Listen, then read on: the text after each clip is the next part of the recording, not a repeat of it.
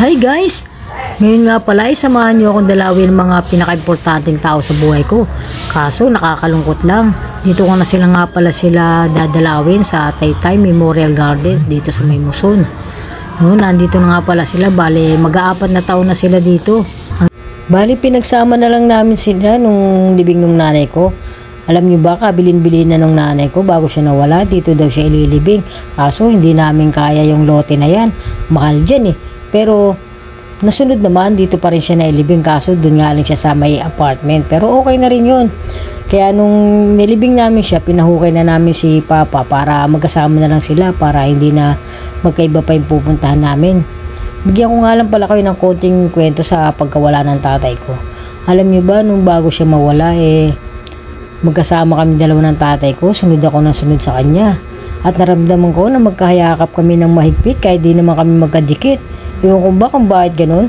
Nangyari din ba sa inyo yung ganun? Nung pala naman, huli na namin pagkikita yun. Kaya sa tuwing napapanaginipan ko siya, yun lagi yung nangyayari, yung magyayakapan kami. Siguro nung mga oras na yun, nagkasama yung aming mga kaluluwa at nagyakapan. Kaso, nagkahiyaan kaming dalawa, kaya siguro di namin nagawa. Kaya hanggang ngayon yun pa rin ang pumapasok sa isip ko. Mapunta naman tayo sa nanay ko. Yun nga palang nanay ko, ang daming bili nung bago nawala. Pero pasalamat naman kami at natupad naman namin. At kahit paano ay naalagaan namin at nakasama namin siya bago siya nawala. Hindi kagaya ng papa ko.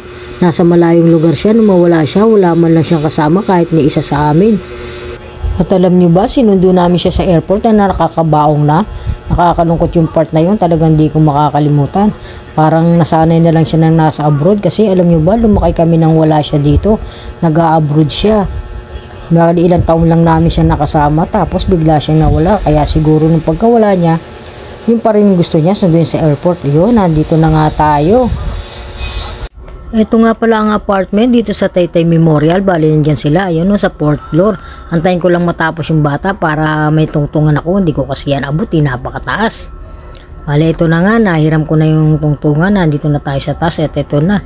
Medyo madumi na nga kasi isang taon na yun nung pininturahan ko.